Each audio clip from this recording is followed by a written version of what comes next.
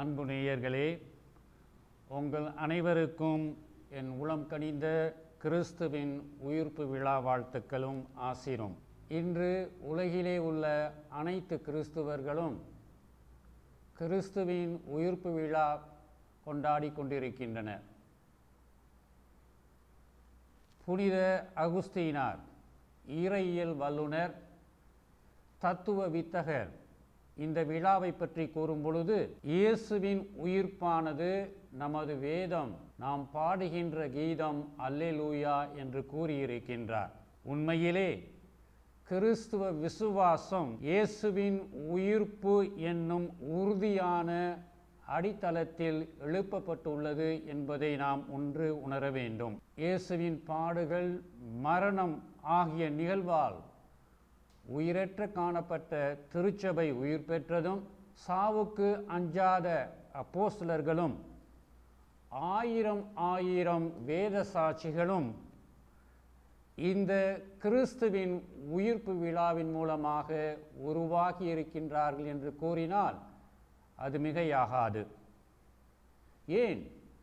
இயேசுவின் உயிர்ப்புதான் அவர் கிறிஸ்து, இறைமகன் என்ற உறுதிப்பாட்டை அவருடைய சீடர்களுக்கு கொடுத்தது. ஆண்டவர், உயிர்த்த ஆண்டவர் என்றும் எங்களுடன் இருக்கின்றார். அந்த ஆண்டவர், நான் உன் சார்பாக இருக்க உனக்கு எதிராக யார் பேச முடியும் என்று கூறுகின்ற அவர் நம்மோடு இருக்கின்றார் என்ற விசுவாசமே நம்முடைய வாழ்க்கையில் நமக்கு பெரும் நம்பிக்கையை கொடுத்து நம்முடைய வாழ்க்கையை தொடர்ந்து நடத்துவதற்கு ஆறுதலாகவும் உறுதியாகவும் இருக்கின்றது. அன்பு நேயர்களே, அன்றாட நமது வாழ்விலே சந்திக்கும் கல்வாரி சிக்கல்கள், கல்லறை அனுபவங்கள் நமது விசுவாசத்தை சிதைத்து சின்னா பின்னமாக்கி நம்முடைய வாழ்க்கையில் இயல்பான வாழ்க்கையை அமைதியுடன் நடத்துவதற்கு தடையாக இருக்கின்றன. கிறிஸ்துவின் உயிர்ப்பினால் நமது கல்லறை அனுபவங்கள் கருவுரை அனுபவங்களாக மாறி நமக்கு புத்துொளியை தருகின்றது. எவ்வாறு ஒரு சிறிய அறையிலே இருக்கின்ற ஒளியானது அங்கு உள்ள இருளை அகற்றுகின்றதோ, கிறிஸ்துவின் உயிர்ப்பானது அவ்வாறே நமக்கு புத்துளி என்னும் நம்பிக்கையை கொடுக்கின்றது அவரது உயிர்ப்பின் மூலமாக. அன்பு நேயர்களே, உயிர்ப்பு என்பது விண்ணகத்தில் இருந்து இறைவன் நமக்கு தருகின்ற ஒரு வல்லமை, பேரருள். உயிர்ப்பு என்பது அஞ்சாதீர்கள் என்னும் ஆறுதலான ஆண்டவரின் வாழ்த்தாகும். விவிலியத்திலே 365 முறை அஞ்சாதீர்கள் என்ற உறுதிமொழி இறைவனால் நமக்கு கொடுக்கப்பட்டிருக்கின்றது. எனவே இறைவன் தினம்தோறும் வருடத்தில் ஒரு முறையாவது அஞ்சாதீர்கள், கலக்கமடைய வேண்டாம், ஏனெனில் சாவை வென்று நான் உங்களுக்காக என் உயிரையும் தந்து உயிர்த்துள்ளேன் என்கின்ற கூற்றானது நமக்கு பெரும் ஆறுதலாக இருக்கின்றது.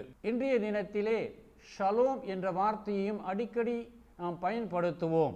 அமைதி உண்டாகுக, மங்களம் புகுக, நல்லது உடைய வாழ்க்கையிலே வர வேண்டும் என்று சொல்லுவோம். காரணம் என்னவென்றால், உயிர்ப்பு விழாவானது மகிழ்ச்சியின் விழா மட்டுமல்ல, அமைதியை தருகின்ற விழாவாக இருக்கின்றது. இயேசு உயிர்த்துவிட்டார் என்ற செய்தியை அறிந்த பெண்களும் அவருடைய சீடர்களும் சென்றபொழுது இறைமகன் இயேசு கிறிஸ்து அவர்களை பார்த்து கூறியது, அமைதி உண்டாகுக. கிறிஸ்துவின் உயிர்ப்பினால் நமக்கு அமைதி தரப்படுகின்றது. அந்த அமைதியின் ஷலோம் என்ற வார்த்தையில் நாம் நம்முடைய வாழ்க்கையை தொடர்ந்து நடத்தக்கூடிய ஒரு அருளும் வரமும் ஆற்றலும் தருகப்படுகின்றது. இந்த சூழ்நிலையிலே இவ்வாறு உயிர்த்த ஆண்டவரின் அருளை நாம் நிறைவாக பெற வேண்டும் என்றால் என்ன செய்ய வேண்டும்? கோதுமை மணி மண்ணில் விழுந்து மடியாவிட்டால் அது அப்படியே இருக்கும் என்று யோவான் எழுதிய நற்செய்தியிலே 12ஆம் அதிகாரத்திலே 24வது வசனம் தெள்ளத் தெளிவாக கூறுகின்றது. விதைக்கப்பட்ட இறைமகன் இயேசு கிறிஸ்து முளைத்து விட்டார். உயிர்ப்பின் மூலமாக. அதேபோன்று நாம் அனைவரும் இயேசு கிறிஸ்துவின் சகோதரர்களாக இருக்க வேண்டுமென்றால் இன்றைய தினத்திலே நம்முடைய பாவங்களுக்காக மரிக்க வேண்டும்.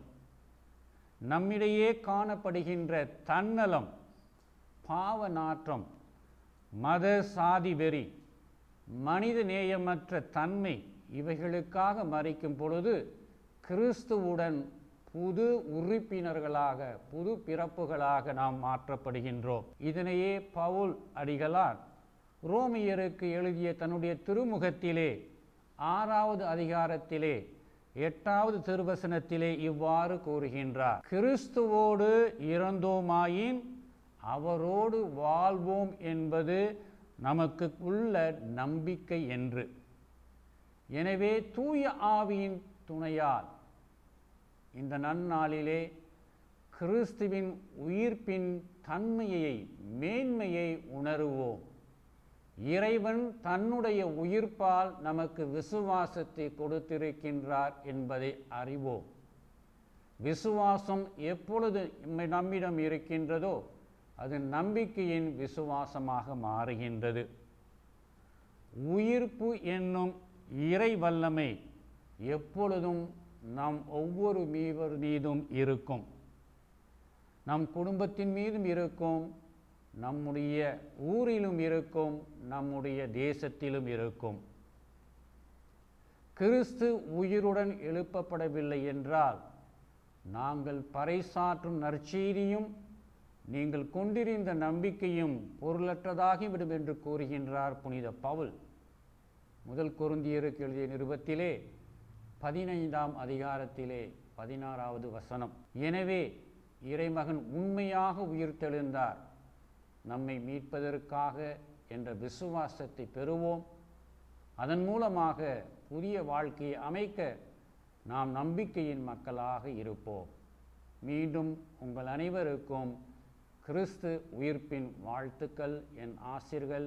அல்லேலூயா.